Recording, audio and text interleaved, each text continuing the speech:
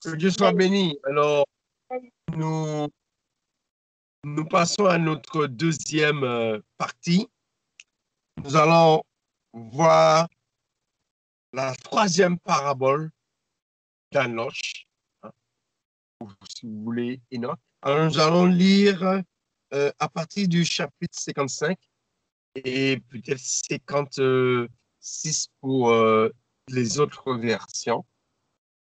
Alors, nous allons voir cette troisième parabole, de quoi qu'il est parlé.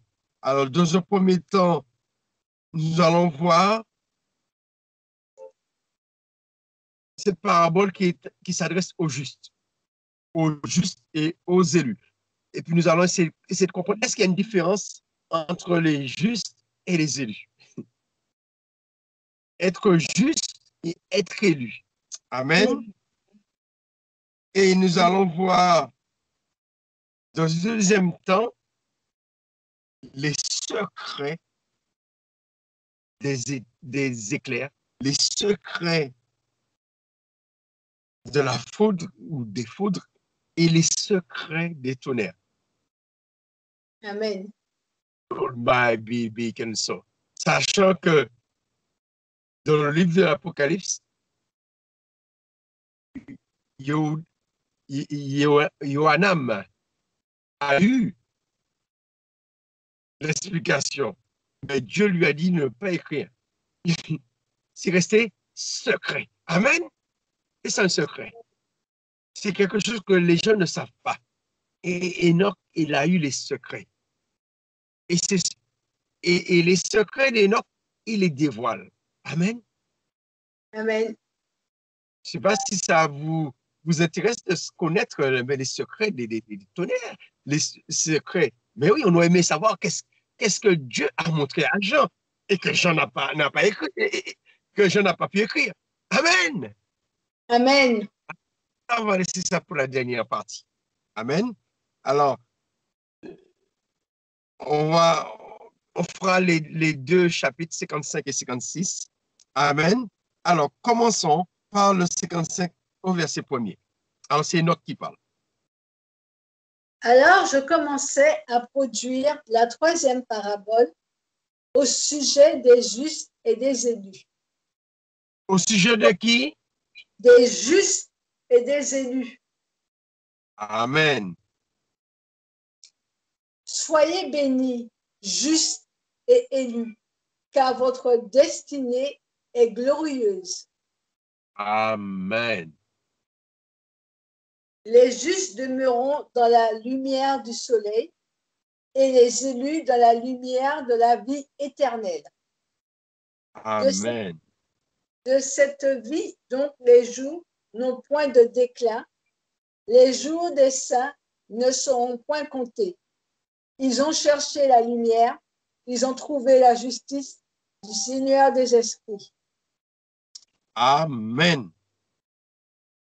Paix soit donc aux saints par le Seigneur du monde. Alléluia. Dès ce moment, on dira que les justes cherchent dans le ciel les secrets de la justice. Et la Alléluia. page que la foi leur promet. Car ils se sont levés comme le soleil sous la terre et les ténèbres ont disparu. Là, Alléluia. il y a une lumière sans fin et des jours innombrables. Les ténèbres seront dispersées et la lumière grandira devant le Seigneur des esprits. La lumière de la justice brillera sur eux d'un éclat sans pareil. Amen. D'un éclat comme sans pareil. La lumière de la justice. La lumière de la justice. Et dans le mot justice, il y a le mot juste. Il y a quoi? Juste. Le mot juste. Amen. La lumière de la justice. Alors, Jade, si tu peux chercher pour moi, qu'est-ce qu'un juste? Jade cherche pour moi sur le dictionnaire, qu'est-ce qu'un juste? Et et pour pouvoir faire la différence avec qu'est-ce qu'un élu. Les justes et les élus. La troisième parabole s'adresse aux justes, au sujet des justes et des élus dans l'au-delà. Au sujet des justes et des élus lorsque le grand jour arrivera, le jour que Dieu va rétribuer chacun. Amen. Amen. Alors, vous voyez que ça veut dire juste? Qui se comporte, agit conformément à la l'équité. À la justice et à l'équité. Reprendre doucement. Qui se comporte, agit conformément à la justice, à l'équité. Amen. À la justice, à l'équité. Équité, ça veut dire équilibre. C'est pourquoi la justice est représentée par quoi? Par quel objet?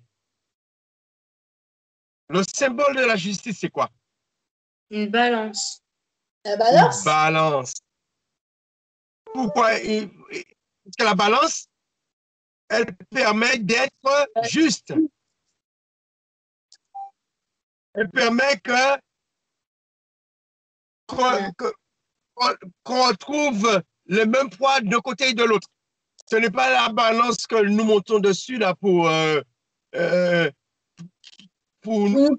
nous montons. Non, c'est une balance. Il y a un poids de côté à gauche, un poids à droite. Et on essaie de trouver le même poids. Amen. Amen. La justice, c'est ça. Reprends-moi ça. C'est les quoi? L'équité. Alors. Qui se comporte, agit conformément à la justice, à l'équité. À la justice, à l'équité. Amen. La justice, c'est l'équité. Amen. Par exemple, quelqu'un qui tue volontairement sa femme ou son enfant ou n'importe qui. La justice à l'équité, ce serait quoi? Si on lui rend justice à l'équité, ça veut dire quoi? Équilibre. Équilibre. Ça veut dire quelqu'un qui a tué volontairement par accident. Une justice à l'équité, c'est quoi? Une justice équilibrée. Équilibrée. Alors, la justice équilibrée de quelqu'un qui a tué, ce serait quoi? La justice la plus équilibrée. Ce serait de lui donner 20 ans de prison, 30 ans de prison ou la perpétuité ou que ces personnes ou la peine de mort.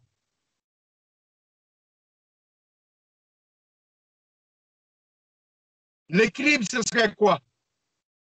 C'est entre les deux. Non, non, non. L'équilibre n'est pas entre les deux. L'équilibre, c'est pas entre les deux. L'équilibre, c'est être juste sur le même niveau. Le même niveau, c'est quelqu'un qui tue volontairement. La justice de Dieu, c'est quoi? Qui toi, tu voilà. C'est comme l'équité. Et qu'est-ce que Dieu dit dans sa loi? Celui qui tuait, qu'est-ce qui lui arrivait? On le tuait aussi. Hein? Voilà. C'est ça, une justice équilibrée. Donner quelqu'un qui tue des années de prison, après tu le relâches, il retue, ça veut dire, c'est la preuve que c'était pas équilibré.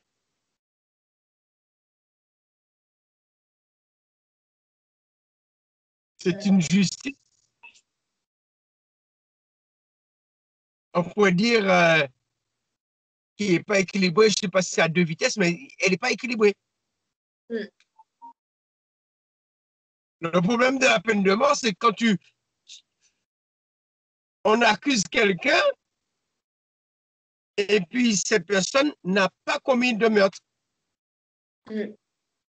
Et on a tué des gens et après on a vu que ce n'était pas eux. Ça, ce n'est pas la justice. Parce que la justice, elle est toujours juste. La justice, elle est juste. Celui Mm. qui a tué, il mérite de mourir. C'est la justice.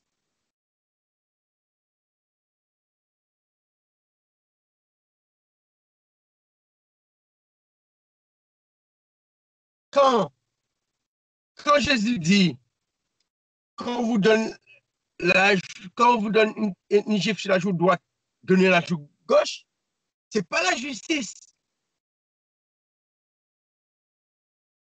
La justice, c'est être juste. Ce n'est pas la justice. Est-ce que c'était juste de crucifier le Christ? Non? Qui veut dire, ce n'est pas la justice. Le Christ, il a fait quoi pour qu'on puisse le crucifier? Il n'a rien fait. Les brigands qu'on a crucifiés, est-ce qu'ils ont été justes avec les brigands?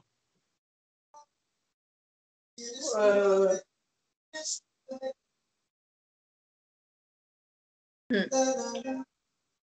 Les brigands, parce que même eux, ils le disent, les brigands. La vie. Même les brigands, ils disent, nous méritons. Mais lui, il est juste. Amen. Amen. Hein, c'est ce qu'il est dit dans Matthieu. Prenons Matthieu.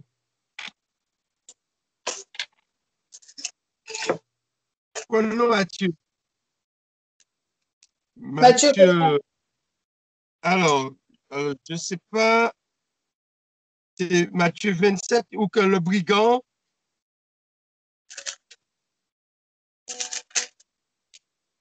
C'est Matthieu 27. Au moment que le brigand. Alors, regarde pour moi, parce que comme je n'ai pas ma Bible, alors je essaie de voir. C'est Matthieu 27 sûrement. Au moment qu'il est sur la croix, Mm. ils ont apporté verset 38. Lis pour moi. De quoi? Le chapitre 27? Oui, verset 38. Alors, avec lui furent crucifiés 2 brigands, l'un à sa droite et l'autre à sa gauche.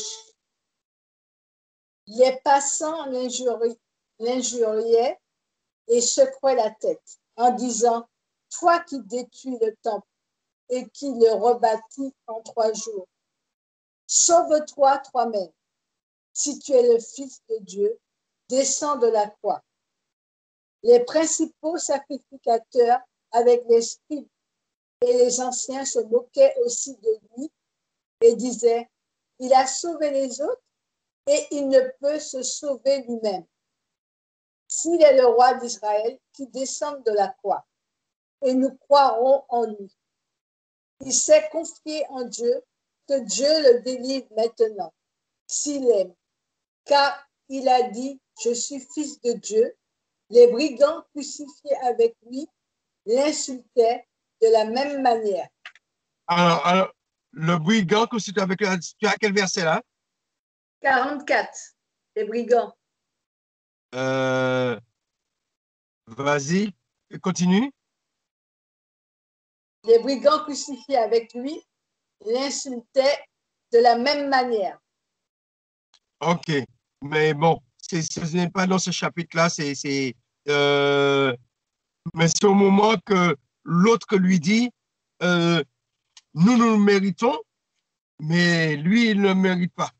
Alors, peut-être je regarde si c'est dans Matthieu et Marc.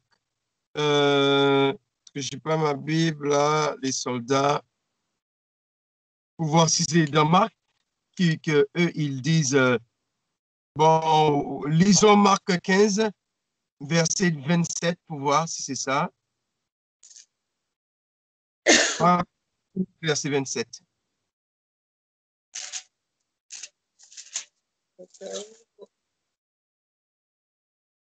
Au moment que Jésus dit, aujourd'hui tu seras avec moi au paradis. Sinon, je... Attendez. Ça dit, mais ça dit la même chose que Oui, mais Matthieu. je veux, au moment que Jésus lui dit, aujourd'hui tu seras avec mon paradis. Alors, je regarde si c'est dans Matthieu. Alors, je cherche pour vous.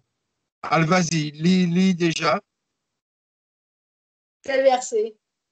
Alors, je t'ai dit le verset 27. Chapitre 15, verset 27.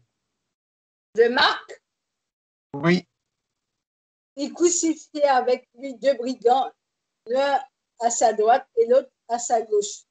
non, Ainsi, excuse-moi, c'est Luc 23 qui le dit. Luc 23. Alors, Luc 23. Alors, on va essayer de voir à partir de quel verset. Alors, verset 40. Alors,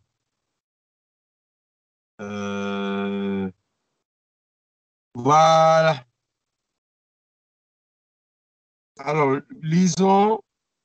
On peut lire à partir du verset 38.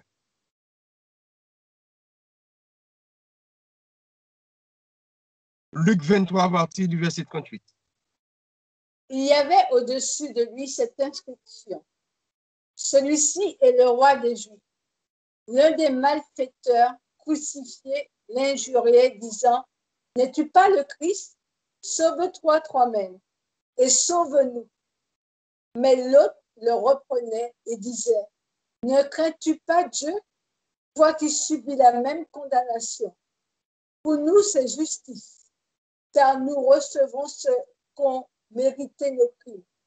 Mais celui-ci n'a rien fait de mal.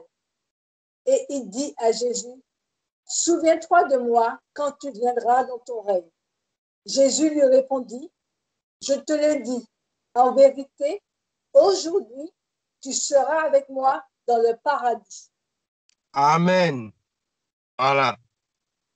Qu'est-ce qu'il dit? La justice, c'était quoi? C'est, pour nous, c'est La vraie justice, ça a été quoi? car nous recevons ce qu'ont mérité nos crimes. Mais celui-ci n'a rien fait de mal. Et il a dit à Jésus, Ma version 21, pour nous, notre châtiment est juste. Parce que c'était des brigands, ils avaient tué, c'était des voleurs, ça veut dire qu'ils méritaient la mort.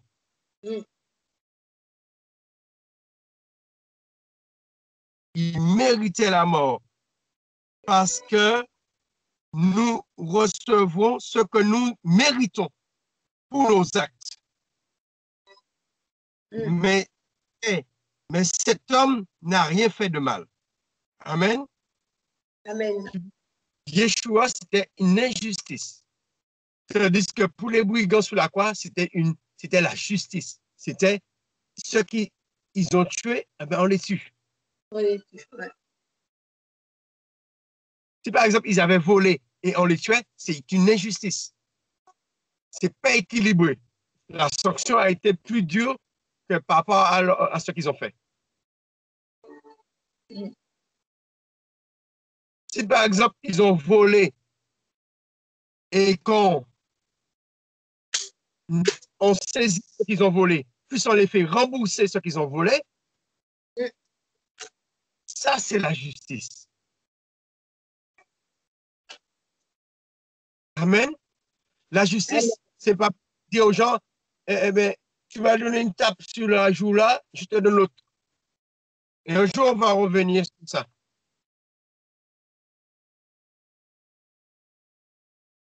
Parce que le même Jésus qui disait aux apôtres, lorsqu'il les a envoyés pour la première fois évangéliser, il leur a dit de prendre une bourse, de prendre une épée. Non, ils n'ont pas besoin de bourse. Ils n'ont pas besoin de prendre d'épée.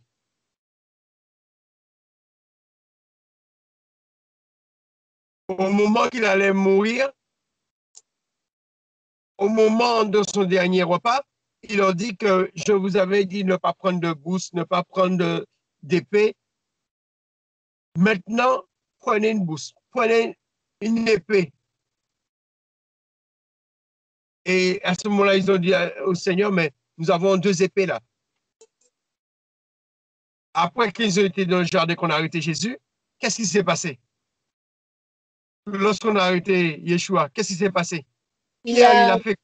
Qu'est-ce il qu'il a, a fait il a coupé une oreille aux soldats? aux soldats. Et Jésus, et Yeshua, malgré qu'on allait l'arrêter, il a guéri l'oreille du soldat. Il a remis. L'oreille. Voilà. Amen. Amen. Mais qui a dit à Pierre de prendre l'épée? Qui avait dit à Pierre de prendre l'épée? C'est Yeshua. C'est pas lui qui a coupé l'oreille du soldat, mais c'est lui qui les a autorisés d'avoir une épée.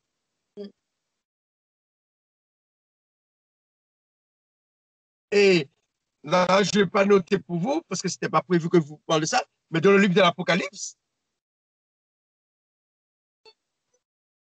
Yeshua ne dit pas à Jean de donner une joue et puis de taper sur l'autre. Hein.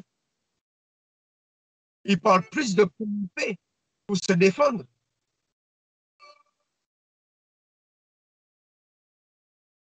Il est dit à Dieu la vengeance, à Dieu la rétribution. Dieu, il n'a pas changé. Un jour ou l'autre, Dieu va se venger. On est le temps de grâce. Dieu fait grâce. Mais ceux qui ne veulent pas la grâce, un jour, Dieu va se venger. Amen. Alors, c'était ce verset dans Luc, c'était pour vraiment mettre l'accent, la justice. Il faut qu'on soit rétribué selon nos actes. Amen. Amen. Juste, c'est quelqu'un qui sera rétribué selon ses actes. Amen. Amen. Alors, comment on devient juste? C'est par ses œuvres. Vous pouvez être croyant et puis vous n'avez pas de bonnes œuvres. Vous n'êtes pas juste. C'est vos actes qui montrent si vous êtes juste ou pas.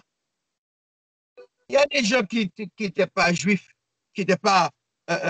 Et ils étaient des juifs, ils étaient des justes devant Dieu. Corneille, il n'était pas juif, mais il craignait Dieu, c'était un juste.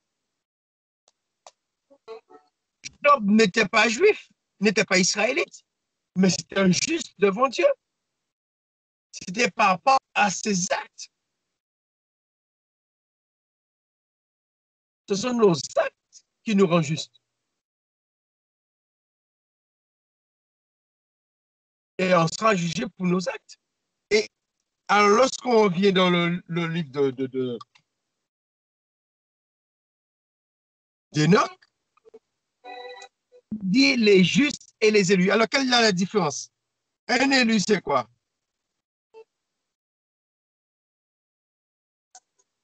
Alors, Celui qui est appelé. Un élu, c'est quoi? C'est celui qui est appelé. Pas tout à fait. Il est appelé, mais il y a des gens qui sont appelés et qui ne sont pas élus. On peut être appelé et puis ne pas être élu. Parce que, comme Jésus dit, il y a beaucoup d'appelés et très peu d'élus. C'est-à-dire, parmi les élus, ce sont des appelés. Mais tous les appelés ne sont pas élus. Les vierges sages, elles étaient tous appelées. Elles attendaient tous l'époux, mais elles n'ont pas été élues. Alors, qu'est-ce qu'un élu? Jade, qu'est-ce qu'un élu? Ben, un élu, c'est un élu. C'est quelqu'un choisi. Voilà. C'est ça que je veux que tu dises. Un élu, c'est quelqu'un qui est choisi. Est-ce que ça veut dire, parce qu'il est choisi, il est sans défaut? Non. Non, non. Ça veut dire que c'est des gens que Dieu a choisis. Amen. Les disciples de Yeshua, c'est eux qui ont choisi Yeshua ou c'est Yeshua qui les a choisis? Les apôtres. C'est Yeshua qui les a choisis. Amen. Les élus, ce sont ceux que Dieu a choisis. Amen. Les élus, ce sont ceux qui font partie du choix de Dieu. Dieu les a choisis parmi tant d'autres, parmi une multitude.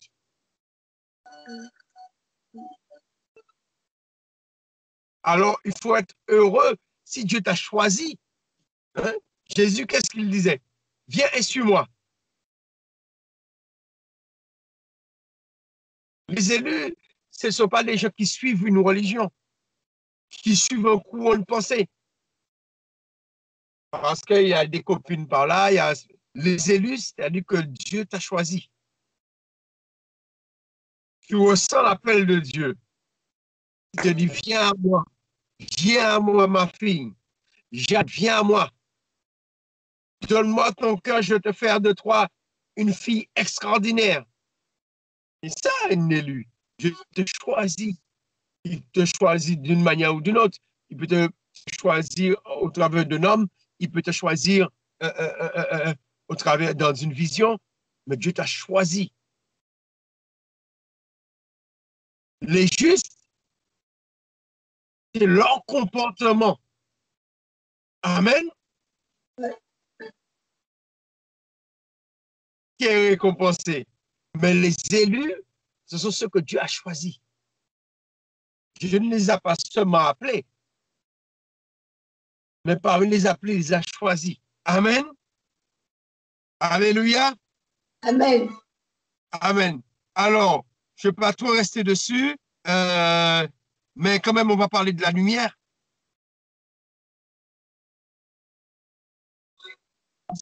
Il est dit, dès ce moment, on dira que les justes cherchent dans le ciel les secrets de la justice et la part d'héritage que la foi leur promet, car ils se sont levés comme le soleil sur la terre et les ténèbres ont disparu. Là, il y a une lumière sans fin et les jours innombrables.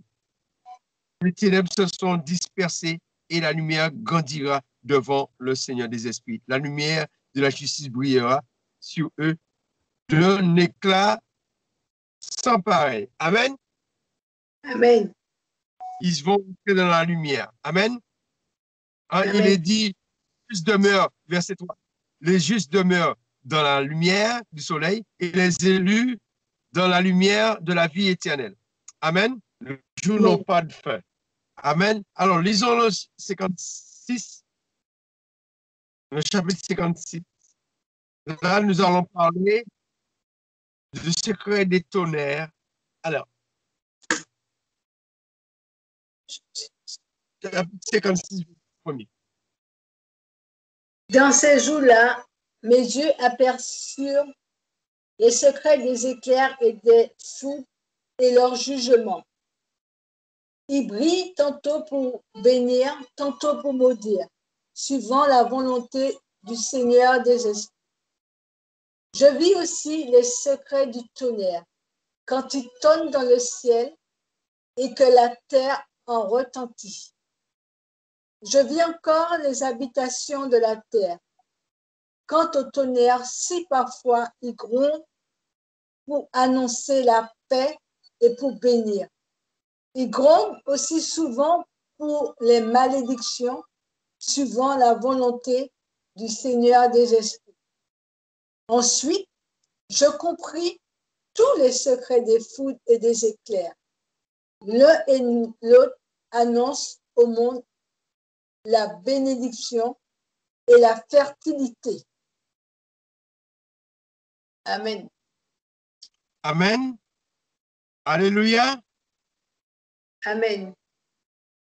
Le secret des tonnerres. Hein, le 57, on va le faire après, il est intéressant. Alors, que signifie le secret des éclairs et de la foudre? Verset 2. Quand Dieu lui montre les éclairs et la foudre, ça signifie quoi? Verset 2. Le tonnerre. Le verset 2. Lis pour moi, s'il te plaît. Il brille tantôt pour bénir, tantôt pour maudire, suivant la volonté du Seigneur des esprits. Amen. Qui veut dire, le verset 2 répond au verset 1er. Le verset 1er dit, dans ces jours-là, mes yeux aperçurent les secrets des éclairs et la foudre et leur jugement. C'est-à-dire, les éclairs, ça brille. Amen. La foudre, ça et qu'est-ce que ça signifie, le fait que ça brille comme ça, la lumière? Ça signifie quoi? Le verset 2 nous dit quoi? Il brille tantôt pour bénir et tantôt pour maudire. Amen. Suivant la volonté du Seigneur des esprits. Voilà. Dans une vision, quand vous voyez des éclairs ou que vous voyez la foudre, il y a Jules qui essaie de me joindre, mais bon. Je lui ai envoyé un message pour lui dire que voilà, je lui ai envoyé que je le rappelle. Amen. Amen. Quand vous voyez dans une vision des éclairs et des tonnerres, ne dites pas que c'est un jugement que Dieu va frapper. Souvent, les chrétiens, dès qu'ils ont fait un rêve, pour eux, c'est toujours ah, Dieu va frapper la Martinique, Dieu va frapper le monde parce que le monde ne fait pas ceci. Dieu m'a montré un tremblement, même en voyant un tremblement de terre, ça peut signifier une malédiction, mais ça peut signifier une bénédiction. Dieu est descendu délivrer et la terre a tremblé dans le lieu qu'ils étaient, les apôtres. Le jour de la Pentecôte, qu'est-ce qui se passe le jour de la Pentecôte? Ils ont entendu un bruit. Amen. Ouais. Ils ont entendu un bruit. Qu'est-ce qu'ils ont, ils ont entendu un bruit comme du tonnerre. Est-ce que c'était un jugement? Non. Non seulement ils ont entendu un bruit, qu'est-ce qui s'est passé encore dans la Pentecôte? Je sais prendre pour vous là. Le chapitre 2, verset 1er. Quand la fête de Shavuot arriva, les croyants se rassemblèrent tous dans un même lieu. Soudain, un son vint du ciel, hein, comme un rugissement de vent violent. Un rugissement de vent violent. Ça peut être un vent violent pour faire du mal, mais ça peut être un vent violent pour faire du bien. C'est pas parce que Dieu te montre une tempête que c'est négatif.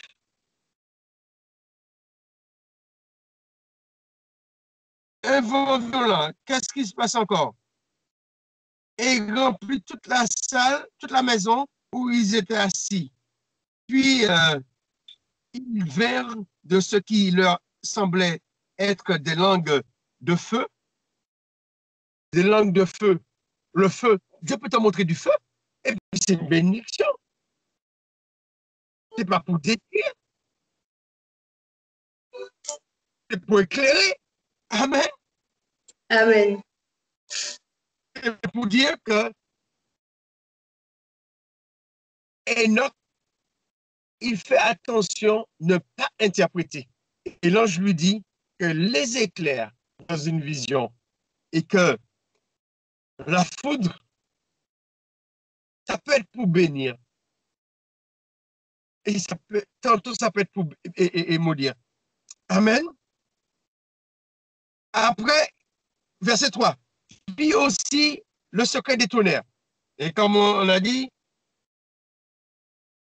dans l'Apocalypse, Dieu ne lui a pas donné à hein, c'était Apocalypse 10, hein? Prenons Apocalypse 10.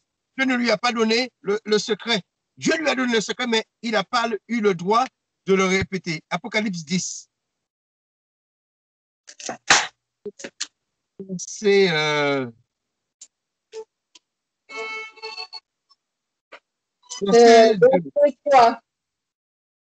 Apocalypse 10, verset 10 à 4. Verset 10 à, oui, à 4. Alors, je prie. C'est sûr que c'est verset 10? Chapitre 10. Chapitre 10, verset 3. Oui. Quand il cria, les 7 tonnerres firent entendre leur voix. Quand les 7 tonnerres eurent fait entendre leur voix, j'allais écrire, mais j'entendis du ciel une voix qui disait, scelle ce qu'on dit des 7 tonnerres et ne l'écris pas. Amen. De sceller. Mais ne l'écris pas. C'est-à-dire retenir, mémorise, mais ne l'écris pas. Et là, on retourne dans Enoch, on va voir ce qu'Enoch écrit. Alors, vas-y. Je vis aussi les secrets du tonnerre quand il tonne dans le ciel et que la terre en retentit. Continue. Je vis encore les habitations de la terre. Quant au tonnerre, si parfois il gronde pour annoncer la paix et pour bénir, il gronde aussi souvent pour les malédictions, suivant la volonté du Seigneur des esprits. Ensuite, je compris tous les secrets des foudres et des éclairs.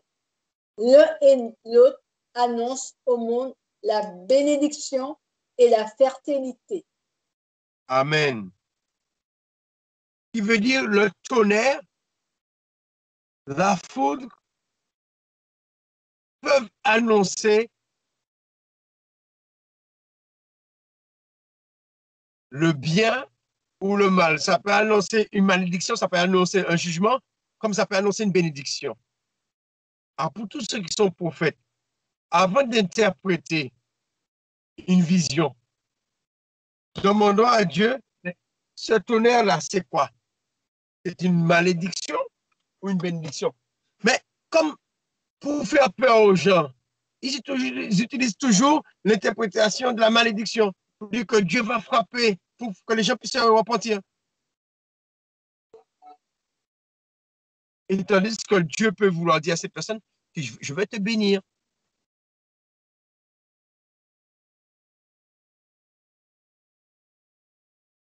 Amen.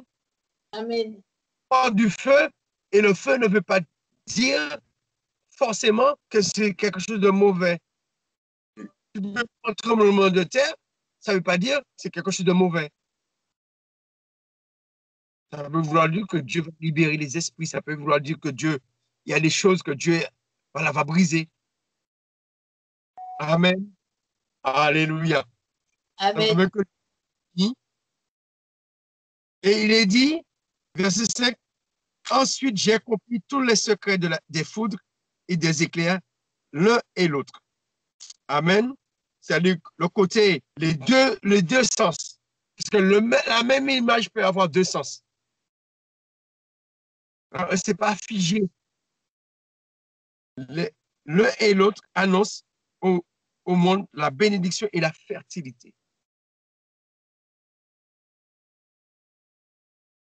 Alors, un peu plus bas, il est dit un peu plus, mais nous allons voir ça demain. Mais qui veut dire,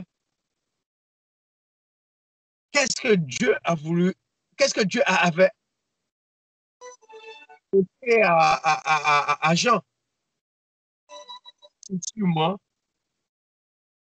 pas de bénédiction que Dieu lui a montré. Mais Dieu lui a dit, tu n'écris pas cela.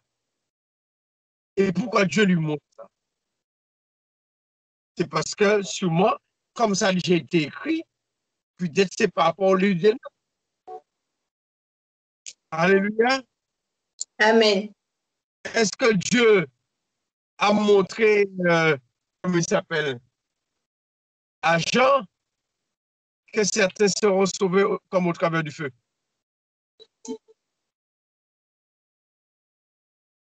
Non.